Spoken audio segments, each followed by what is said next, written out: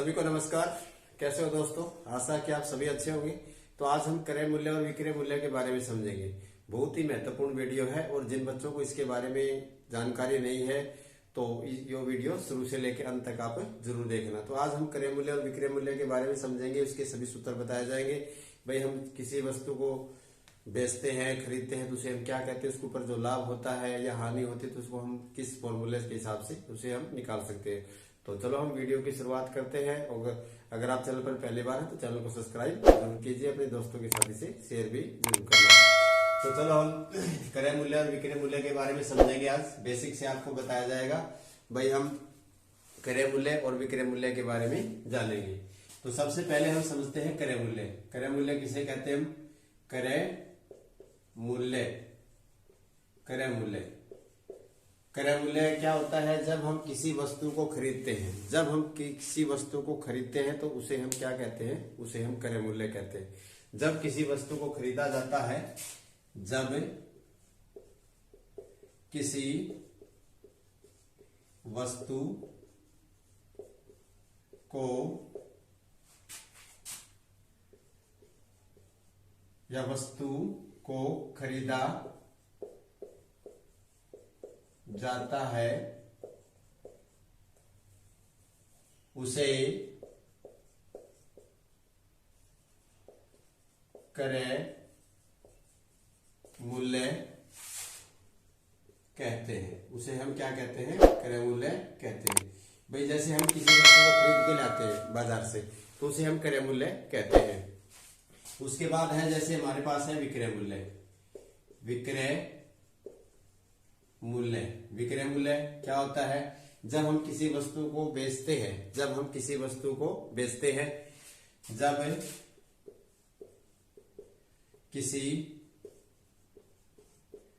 वस्तु को बेचा जाता है उसे विक्रय मूल्य कहते हैं। उसे हम विक्रय मूल्य कहते हैं। तो ये तो थी हमारी इसके अंदर परिभाषा थी भाई हम क्रय मूल्य और विक्रय मूल्य हम किसे कहते हैं। अब समझेंगे हम। जैसे हमारे पास लाभ और हानि कब होती है? भाई किसी वस्तु को लाभ, किसी वस्तु के ऊपर लाभ और हानि कब होती है तो उसके बारे में समझेंगे हम। तो जैसे हमारे पास कोई वस्तु का क्रय मूल्य है, मान ले हम क्रय मूल्य ले लेते हैं 10 रुपए। 10 रुपए हम क्रय मूल्य ले लेते हैं। फिर उस वस्तु को हम विक्रय मूल्य पर बेच देते हैं। विक्रय मूल्य को हम 8 रुपए पर बेच देते हैं। क्या पर बेच देते हैं? 8 रुपए के ऊपर बेच देते हैं। देखो हमने जो खरीदी थी, कितने रुपए की खरीदी थी हमने? इसमें 8 रुपए की खरीदी, 10 रुपए की खरीदी थी और बेची हमने कितने की?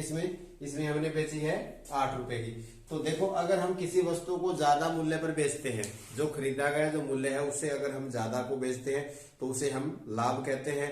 अगर हम कम मूल्य पर बेचते हैं तो वो हमारी क्या होती है? हानि होती है। तो देखो हमने इस क्रय मूल्य कितना था? 10 रुपए था और विक्रय मूल्य हमारा कितना है? 8 रुपए है। तो इसमें क्या हुई? हमने कम की बेची है तो इसमें हम लगाएंगे हम हानि। हानि हानि कितना है? तो हम विक्रय ज्यादा क्या है? क्रय मूल्य है तो हम क्रय मूल्य में से घटा देंगे इसको। क्रय मूल्य माइनस विक्रय मूल्य। विक्रय मूल्य तो 10 में से हम 8 को घटा देंगे तो हानि कितनी आएगी हमारे पास? 2 रुपए आएगी। कितनी? 2 रुपए हमारे इसमें क्या आएगी? हानि आ जाएगी। अगर हम ज्यादा की बेचते, माना हमने भाई क्रय मूल्य हमारे पास कितना था? 10 रुपए था। क्रय मूल्य हमारे पास कितना था? 10 रुपए था और विक्रय मूल्य हमारा कितना है? 8 रुपए है। अगर हमारा विक्रय मूल्य 12 रुपए हो जाए, विक्रय मूल्य अगर हमारा 12 रुपए हो जाता है तो हम क्या होगी? लाभ होएगा। भाई हम खरीदी हमने कितने की? 10 रुपए की है। बेची हमने कितने की? 12 रुपए की है। तो इसमें क्या होगा? हमें इसमें होएगा हमें लाभ। लाभ बराबर क्या करेंगे हम? विक्रय मूल्य माइनस क्रय मूल्य। विक्रय मूल्य माइनस क्रय मूल्य। तो विक्रय मूल्य हमारा कितना है? इसमें 12 रुपए है। तो लाभ बराबर 12 में से हम कितना घटाएंगे? 10 घटाएंगे। तो लाभ कितना हो जाएगा? इसमें हमारे पास 2 रुपए। इसमें मूल्य कुछ भी हो सकता है भाई, यहाँ मूल्य कुछ भी हो सकता है। बस सिर्फ आपको ये ध्यान रखना भाई हमने खरीदी कितने की थी। अगर हमने खरीदी ज्यादा रुपए की है बेची हम कम की बेचते हैं तो हमें क्या होगी, हानि होगी। अगर हमने खरीदी 10 रुपए की है, अगर हम बेचते ज्यादा की है किसी वस्तु को तो हमें क्या आएगा, इसके अंदर लाभ होएगा। तो ये तो था मतलब क्रय और विक्रय मूल्य के बारे में, लाभ और हानि हमें इसमें कब होती है। अब इसमें हम फॉर्मूले के हिसाब से हम कैसे निकालेंगे भाई लाभ। अगर हमें लाभ प्रतिशत निकालना है तो हमें लाभ प्रतिशत अगर निकालना है तो इसमें फॉर्मूला क्या है, लाभ अगर हमें प्रतिशत निकालना है तो लाभ रुपए में और बटे क्या रखेंगे हम, क्रय मूल्य और गुणा में हम क्या रखेंगे इसमें 100 रुपए रखेंगे सॉरी। तो इसमें लाभ बराबर है, जैसे हमारे पास इसमें कितना है 2 रुपए की लाभ होता है, अगर लाभ होता है तो 2 के हिसाब से निकाल देंगे, 2 गुना में कितना आएगा हमारे पास 100 आएगा और बटे हमारा क्रय मूल्य कितना था इसमें, हमारा था इसमें 10 रुपए था तो 10 0 से 0 काट देंगे, 10 दूनी कितना आएगा, 10 दूनी 20%, 10 दूनी 20% इसमें हमारा लाभ होएगा। अगर हमारे पास इसमें हानि होती है, अगर ये तो था हमारे लाभ, अगर प्रतिशत निकालते हैं तो इसको हम ऐसे निकालेंगे। अगर हम हानि प्रतिशत निकालना है इसमें तो मैं इसको यहां से थोड़ा सा इसको साफ कर देता हूं। अगर हमें हानि प्रतिशत इसमें निकालनी है तो हानि प्रतिशत रखेंगे हम इसमें, तो हानि प्रतिशत हमारे पास कितनी इसके अंदर, तो यहां रखेंगे हम हानि बराबर हानि रुपए में गुना 100 और बटे क्या रखेंगे, वही हम इसमें क्रय मूल्य रखेंगे। इसमें क्या रखेंगे हम, क्रय मूल्य। अगर इसमें हमें हानि प्रतिशत निकालनी है, हानि प्रतिशत हमें निकालनी है तो इसमें हानि प्रतिशत है, तो हानि हमारे पास इसमें कितना था 2 रुपए था, लाभ प्रतिशत का हम इसमें रखेंगे 100। कितना क्रय मूल्य हमारा कितना था, क्रय मूल्य था हमारे इसके अंदर 10 रुपए था, ये 0 से 0 काट देंगे और कितना आया, वही 20% हमारे इसके अंदर हानि हुई है।